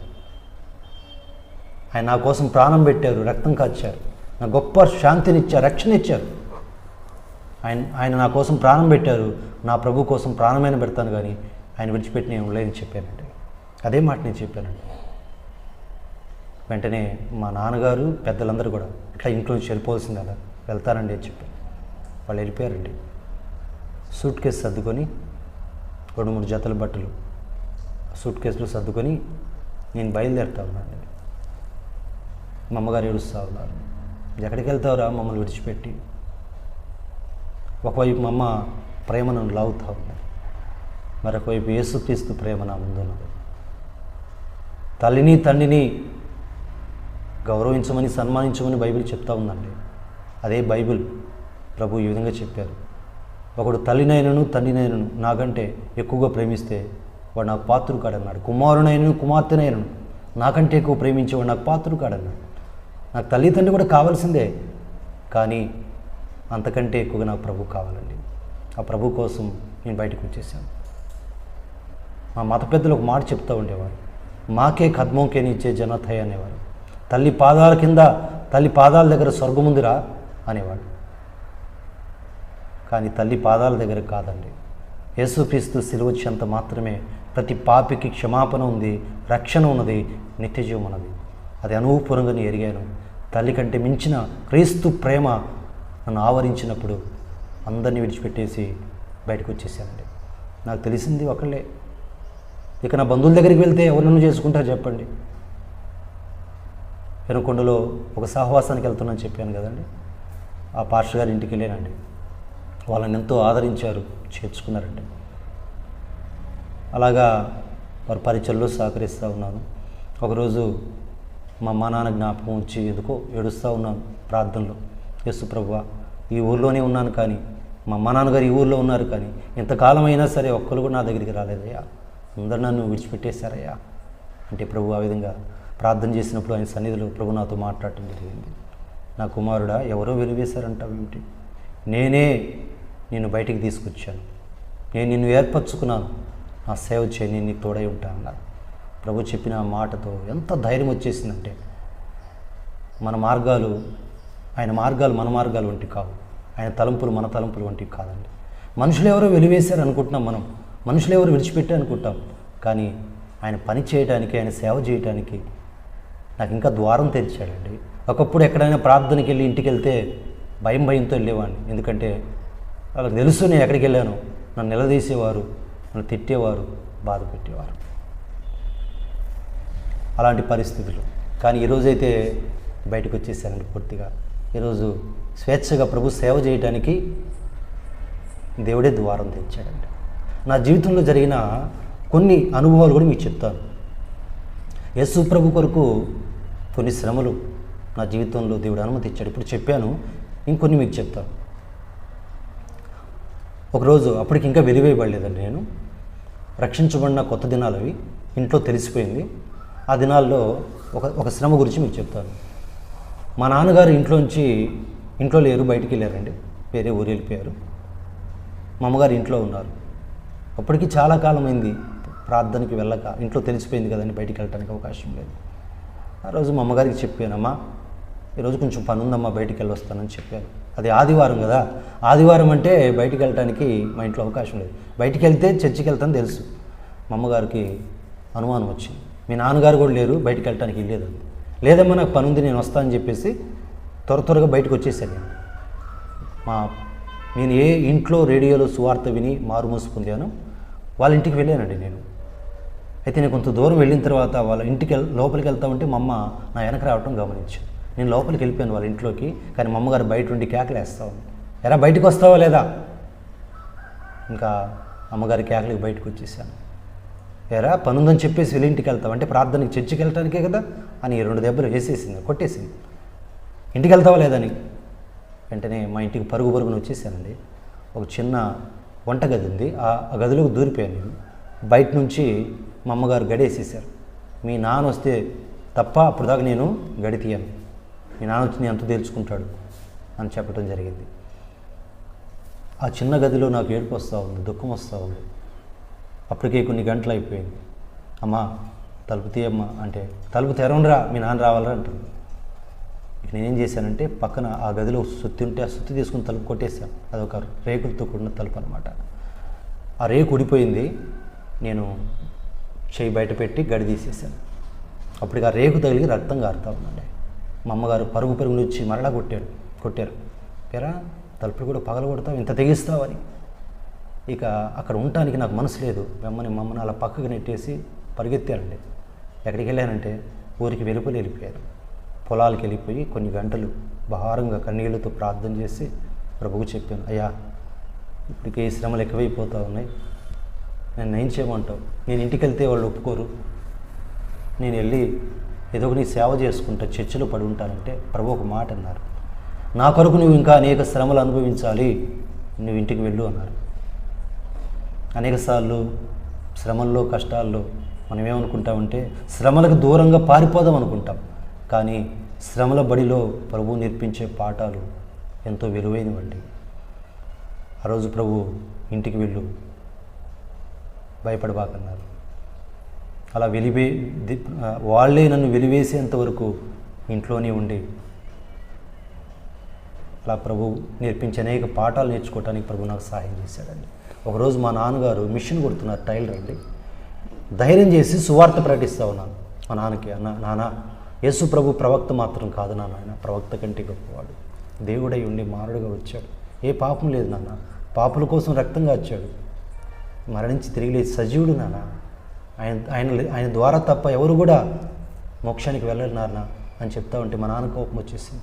ఎరా నీవు నీ క్రైస్తవులు మోక్షానికి వెళ్తారు, ఇంతమంది ముస్లిం ప్రజలందరూ నరకానికి వెళ్తారా అని ఆ కత్తెర తీసుకొని పొడవబోయాడు మా నాన్న. నా పని అయిపోయింది అనుకున్నాను. కానీ మా అమ్మగారు గమనిస్తున్నారు. వెంటనే మా నాన్నగారిని నెట్టినప్పుడు కత్తెర కింద పడిపోయిందండి. ఆ రాత్రి మరణం ఉండి తప్పించాడు. ఇలాగా కొన్ని శ్రమలు ప్రభు నామం కొరకై భరించడానికి ప్రభు నాకు సహాయం చేశారు. వాటి ద్వారా ఎన్నో శ్రేష్టమైన పాఠాలు ప్రభు నాకు నేర్పించాడండి. మనము విరవబడినది ఆశీర్వాదం లేదండి. ప్రభు కొరకు ఏదో చేద్దాం అనుకుంటాం, వాడబడదాం అనుకుంటాం. కానీ 5 రొట్టెలు 2 చేపలు ఆశీర్వదించినప్పుడే కాదు, ఆశీర్వదించి విరిచాడండి. విరిచి వడ్డించమని చెప్పాడు. నా జీవితాన్ని కూడా ఆయన ఎంతో విరిచాడండి. ఆయన విరిచి అనేకులకు దీవెనకరంగా నన్ను మార్చాడండి. 2002 సంవత్సరంలో సెప్టెంబర్ 5వ తారీఖున ఆ విధంగా నేను ఇంట్లోంచి వెలివేయబట్టడం జరిగిందండి. ఆ రోజు నుంచి పూర్తి సేవలో నేను అడుగుపెట్టానండి. నేను ఏ సహవాసం అయితే ఆత్మీయంగా బలపరచబడ్డాను, బాప్తిసం తీసుకున్నాను, అక్కడే ఉండి ప్రభు పరిచయంలో సహకారిగా ఉంటుండేవాడిని. నాకు మందిరమే ఇల్లు. ఆ సేవకుని ఇంట్లో భోజనం చేసేవాడిని. వారు ఎక్కడ పరిచయం అంటే అక్కడికి వెళ్ళేవాడిని. మందిర పనిలో సహకరించేవాడిని. మందిరంలో 3 సంవత్సరాలు పడుకున్నానండి. అదే నా ఇల్లు. నా పెళ్లి గురించిగా, నా భవిష్యత్తు గురించి నేను ఏం ఆలోచించలేదు. ఆయన చిత్తం ఏమై ఉందో అదే నెరవేర్చాలి, ఆయన చిత్తమే జరగాలని ప్రార్థన చేసుకున్నానండి. మరి నేను పరిచయంలో అప్పటికే సహకరిస్తూ ఉన్నాను. పెద్దలు నువ్వు పెళ్లి చేసుకోవాలి బాబు అన్నారు.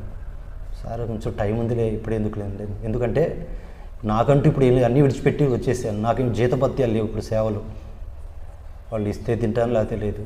ఇప్పుడు నన్ను గురించి ఎవరు ఆలోచిస్తారు, నాకు ఎవరు పెళ్లి చేస్తారు, ఇప్పుడే వదిలేండి అని దాటేస్తాను. కానీ వాళ్ళు చెప్పారు, ప్రభు చూసుకుంటాడు బాబు, నువ్వు పెళ్లి చేసుకోవాలని చెప్పారు.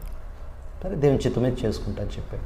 ఆ విధంగా సేవకులు కొంతమంది పెద్దలు కలిసి నా వివాహం చేయటం జరిగిందండి. నా భార్య, ఆమె కూడా ఒక విశ్వాసి, ముస్లిం కుటుంబం ఉండి ఆమె కూడా మారు మనసు పొందింది. ఒకప్పుడు ఆమె పేరు మస్తాన్ బి, ఇప్పుడు మానస ప్రెస్కిల్లా ఆమె పేరు. ఊట్కూరు అనమాట మా అత్తగారు ఊరు. మా అత్తగారు, నా భార్య, వాళ్ళ అక్క చెల్లెలు వారందరూ అప్పటికే మారు మనసు పొంది ఉన్నారు. ఊట్కూరులో బక్సింగారి సహవాసానికి వెళ్ళేవారు. అక్కడున్న సేవకులు, ఇప్పుడు ఇక్కడ వినుకొండలో ఉన్న సేవకులు వారు కలుసుకొని మాట్లాడటం జరిగిందండి. ఒకరోజు వెళ్ళి చూడటం జరిగింది. అలాగా దేవుని చిత్తంలో వివాహం జరిగిందండి. వివాహము కాకముందు నేను చేసుకుపోయిన భార్య విషయంలో ఒక ప్రార్థన చేశానండి. ప్రభువా, ఇప్పుడు మేము చూడటానికి వెళ్తూ ఉన్నాము, ఆ అమ్మాయి చేసుకోవటం మీ చిత్తము కాదు నాకు ఎలా తెలుస్తుంది? విశ్వాసే కావచ్చు, కానీ ఆమె మీ చిత్తంలో ఉంటే అది మీ చిత్తమని ఎలా తెలుసుకుంటానంటే, ప్రభువా నేను వెళ్ళిన తర్వాత ఆమె రక్షణ సాక్ష్యాన్ని అడుగుతాను, ఆమె ఎలా రక్షించబడిందని. ఆమె రక్షణ సాక్ష్యాన్ని సరిగా చెప్పినప్పుడు అది నీ చిత్తమని నమ్ముతానయ్యా. నేను కూడా నా సాక్ష్యం చెప్తాను అందరి ముందు, నాకు అవకాశం ఇవ్వండి. ఆ సాక్ష్యం వింటున్నప్పుడు నా హృదయంలో సమాధానం రావాలి అని ప్రార్థన చేసుకున్నానండి. వెళ్ళామండి. ఊట్కూరు వెళ్ళిన తర్వాత అక్కడ మందిరంలో కూర్చోబెట్టారు. అప్పుడు నేను అడిగాను, మీరు ఎలా మారు మనసు పొందారు, మీ సాక్ష్యాన్ని చెప్తారంటే, నేను చేసుకుపోయే భార్య కూడా అందరి ముందు లేచి నిలబడి తాను ఎలా మారు మనసు పొందింది, రక్షణ పొందిందో తన సాక్ష్యం చెప్పింది. ఆమె సాక్ష్యం చెప్తుండగానే నా హృదయంలో ప్రభు నిశ్చయితనిస్తాను. నేను ఏది అడిగానో అది. నేను కూడా లేచి నేను ఎలా రక్షించబడ్డానో సాక్ష్యం చెప్పానండి. ఇప్పుడు నాకంటూ ఆస్తిపాస్తులు లేవు, నాకంటూ ఎవరు లేరు, నా తల్లిదండ్రులు లేరు, అన్నదమ్ములు లేరు. ఇప్పుడు అందరూ ఉన్నప్పటికీ విడిచిపెట్టేశారు. నేను మందిరంలో ఉంటున్నాను, పరిచయంలో సహకరిస్తున్నాను. ఇది నా సాక్ష్యం. మీ ఇష్టమైతే చేసుకోండి, నా హృదయంలో అయితే సమాధానం ప్రభు ఇచ్చాడని చెప్పారు. అక్కడికక్కడే అండి నేను చేసుకుపోయి నా భార్య కూడా, నాకు కూడా సమాధానం ప్రభు ఇచ్చాడు, నాకు కూడా ఇష్టమే చెప్పింది. అందరి ముందు ఇద్దరు మేము ఒప్పుకున్నామండి. అయితే సేవకులతో ఒక మాట చెప్పాను, ఒక 5 నిమిషాలు ఈ అమ్మాయితో మాట్లాడటం నాకు అవకాశం ఇస్తారా అని అడిగానండి. ఒక చిన్న గదిలో కూర్చోబెట్టారండి. అందరు చూస్తుండగా మేము మోకరించాము. నేను అడిగాను, నీ హృదయంలో నిశ్చయిత ఉందా నన్ను చేసుకునే విషయంలో? నీ సమాధానం ఇచ్చాడా అంటే, అవునండి ప్రభు నాతో కూడా మాట్లాడాడు, నా హృదయంలో ఆ సమాధానం ఇచ్చాడు. ప్రభు నాతో కూడా మాట్లాడాడు, నాకు ఆ నిశ్చయిత ఇచ్చాడు. అయితే ఒక మాట నీకు చెప్పాలనుకుంటున్నాను, నన్ను చేసుకుంటే అన్ని సుఖాలు అనుకోబాకు, నా ముందు ఎన్నో కష్టాలు ఉన్నవి, కానీ ప్రభు మనల్ని విడిచిపెట్టడు. ఎన్ని కష్టాలైన ప్రభు కోసం అనుభవించడానికి సిద్ధంగా ఉన్నావా అని అడిగినప్పుడు, అవునండి యేసు ప్రభు కోసము ఎన్ని శ్రమలైనా అనుభవిస్తాను, నేను మీతో పాటు ఉంటానండి అని చెప్పిందండి. ఎంతో సమాధానంగా మేము బయటకు వచ్చామండి. అదే చెప్పాము పెద్దలకి. ఇక మా వీరకొండకి మేము వచ్చేసామండి. ఆ తర్వాత నా భార్య యొక్క కుటుంబీకులు, మా అత్తయ్య, ఆమె కూడా విశ్వాసే, కానీ అబ్బాయి చూస్తే బాగానే ఉన్నాడు, సాక్ష్యం బాగానే ఉంది, కానీ వెనక ఎవరు లేరు, ఆస్తిపాస్తులు ఏమి లేవు. మరి ఈ అబ్బాయిని చేసుకుంటే అనేక శ్రమలు వస్తాయేమోనమ్మా, వేరే సంబంధం చూద్దాంలే అన్నట్టుగా నా భార్యతో అన్నప్పుడు నా భార్య చెప్పిందంట, నాకు విశ్వాసం ముందు భాగ్యవంతుడు కావాలని ప్రార్థించాను, నాకు దేవుడు ఇచ్చాడు. ఇప్పటికీ నా హృదయంలో ప్రభు నాకు సమాధానం ఇచ్చాడు, నేను ఆయన్ని చేసుకుంటా అని చెప్పి. సరేనా మా ప్రభు నీతో మాట్లాడితే దేవుని చిత్తం మీద చేసుకోమా అని మా అత్తయ్యడు ఒప్పుకోవడం జరిగింది. ఆ విధంగా దేవుని చిత్త ప్రకారం మా వివాహం జరిగిందండి. 2005 సంవత్సరము సెప్టెంబర్ 7వ తారీఖున వినకొండలో వివాహం జరిగిందండి. నా వివాహము జరిగే ఆ దినాల్లో మా సేవకులు ఏం చెప్పారంటే, బాబు మీ అమ్మా నాన్న దగ్గరికి కూడా వెళ్ళి వాళ్ళని కూడా ఆహ్వానించు, నీకు తెలిసిన కొంతమంది బంధువులు కూడా చెప్పు, వస్తే వస్తారేమో కదా అన్నప్పుడు మా అమ్మా నాన్న దగ్గరికి వెళ్ళండి. ముందు పెళ్లి కార్డు పట్టుకొని మా అమ్మా నాన్నగారు అన్నారు, చర్చిలో పెళ్ళికి మేము ఎందుకు వస్తాంరా అని అడిగారండి. నేను చెప్పాను, నేను పెళ్లి చేయమనట్లేదు కదా, పెళ్ళికి రమ్మంటున్నాను, బలవంతమే లేదు, మీ ఇష్టమైతే రండి అన్నారు. సరే చూద్దాంలే అన్నారు. ఆ తర్వాత కొంతమంది బంధువులు ఉన్నారు అదే ఊరిలో, వాళ్ళకు కూడా చెప్పానండి. వాళ్ళు మాత్రం నీ పెళ్ళి చూడాలందిరా వస్తామన్నారు. ఆ రోజు పెళ్ళి ఆ జరిగే సమయానికి నేను పిలిచిన వారందరూ వచ్చారండి. మా అమ్మ నాన్న తమ్ముళ్ళు చెల్లెలు వచ్చారు, మా బంధువులు కొద్దిమంది వచ్చారు. నా మ్యారేజ్ సిడీ కావాలంటే నా వ్యక్తిగత యూట్యూబ్ ఛానల్ ఉందండి, షేక్ మీదావాలని కొడితే నా వర్తమానాలు వస్తాయి, అలాగే నా యొక్క పెళ్లి సిడీ కూడా ఉంటుంది. మా అమ్మ నాన్నగారు తమ్ముళ్ళు చెల్లెలు అందరూ వచ్చారండి. ఎంతో ఘనంగా నా వివాహం జరిగించాడండి. ఎంత గొప్ప దేవుడు అండి. ప్రభు కోసం మనం ఏదైనా కోల్పోతే నష్టపోతే దానికి రెట్టింపు దేవుడు ఇస్తాడండి. దేవుడు ఎంత నమ్మదగిన దేవుడు అండి. ఎంతో ఘనంగా నా వివాహం జరిగించాడు దేవుడు. నన్ను ఎక్కడా సిగ్గుపరచలేదండి. నాకు ఏ అవసరం వచ్చినా నేను మనుషుల దగ్గర ఎక్కడ చేతులు చాపలేదండి. నేను మోకరించి ప్రార్థన చేసేవాడిని. ప్రభు ఆశ్చర్యంగా నా ప్రతి అవసరత తీరుస్తూ వచ్చాడండి.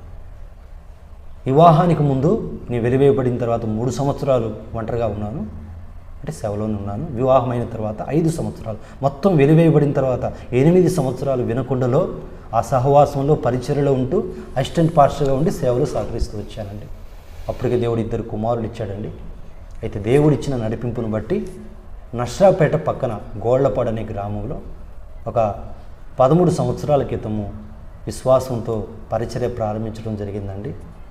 ఈ గోళ్లపాడులో దేవుడు చిన్న సంఘాన్ని ఇచ్చాడు, మందిరం కట్టబడింది, చిన్న గృహాన్ని ఇచ్చాడు. ఇక్కడ మరి సంఘ పరిచర్యను చూసుకుంటా అనేక ప్రాంతాలకు వెళ్ళి సాక్ష్యం ఇవ్వడానికి, దేవుని వాక్యం ప్రకటించడానికి ప్రభు నాకు సహాయం చేస్తూ ఉన్నాడండి. నా వివాహము తర్వాత, వివాహం రోజు మా నాన్నగారు వచ్చారు, మా అమ్మగారు వచ్చారని చెప్పాను కదా. ఆ రోజు మా నాన్నగారు ఏమన్నారంటే, అరే అప్పుడప్పుడు మీ భార్యాభర్తలు వచ్చిపోతూ ఉండండి అని చెప్పాడు. ఆ విధంగా మా అమ్మా నాన్న ఇంటికి వెళ్ళటానికి అప్పుడప్పుడు నాకు అవకాశం దొరికిందండి. ఆ విధంగా నేను నా భార్య వెళ్ళి వాళ్ళని పరామర్శించి ఆదరించి అవసరమే కొన్నిసార్లు దేవుని మాటలు చెప్పి వస్తుండేవారు. ఒకరోజు నా భార్య కూడా మా నాన్నగారికి సువార్త చెప్తే మా నాన్నగారు అన్నారు, ఇక్కడికి మీరు వస్తే రండి, వచ్చి పోతూ ఉండండి, వచ్చి ఈ మాటలు మాకు చెప్పాకండి అని చెప్పినప్పుడు నా భార్య అంది, లేదండి మీరు నరకానికి వెళ్తారని బాధ అండి, యేసు ప్రభువే మోక్షానికి మార్గము, మీరు నరకానికి వెళ్ళకూడదని ఈ మాటలు చెప్తున్నామంటే మీరు నరకానికి వెళ్తారని మా బాధ అని మా నాన్నగారు ఇంకెప్పుడు ఇలాంటి మాటలు చెప్పాకని అన్నారు. అయితే దేవుని మహాకృప అండి. మా అమ్మగారు చెల్లెలు మాత్రము మా దగ్గరికి అంటే గోళ్లపాడుకు వచ్చినప్పుడు మందిరంలో కూర్చుంటారు, ప్రార్థన కూడా చేయించుకుంటారు, ప్రార్థన చేయమని కోరుకుంటారు. మా అమ్మ నాన్న కోసం, తమ్ముళ్ళు చెల్లి కోసం మేము ప్రార్థన చేస్తూ ఉన్నాం. మీరు కూడా దయచేసి ప్రార్థన చేయండి వారి రక్షణ కోసం. ప్రభు ఒక వాగ్దానం చేశాడండి, ప్రభువుని యేసునందు విశ్వాసం ఉంచుము, అప్పుడు నీవును ఇంటి వారును రక్షించబడగలరు. ప్రభు నమ్మదగిన దేవుడు. కొందరి జీవితాల్లో వెంటనే జరగవచ్చు, ప్రార్థనకు జవాబు వెంటనే రావచ్చు, కొన్నిసార్లు అనేక సంవత్సరాలు పట్టవచ్చు, కానీ ప్రార్థనకు జవాబు వచ్చి తీరుతుందండి. మన కన్నీళ్ళు ఆయన బుడ్డిలో దాచిపెట్టాడు. ఏదో ఒక రోజు నా ఇంటి వారందరూ మారు మనసు పొందుతారని ప్రార్థిస్తూ కనిపెడతా ఉన్నాను. దయచేసి ప్రార్థన చేయండి. మరి మా 2 కుమారులు, పెద్దవాడి పేరు స్టీఫెన్ పాల్, చిన్నవాడి పేరు జాన్ వెస్లీ.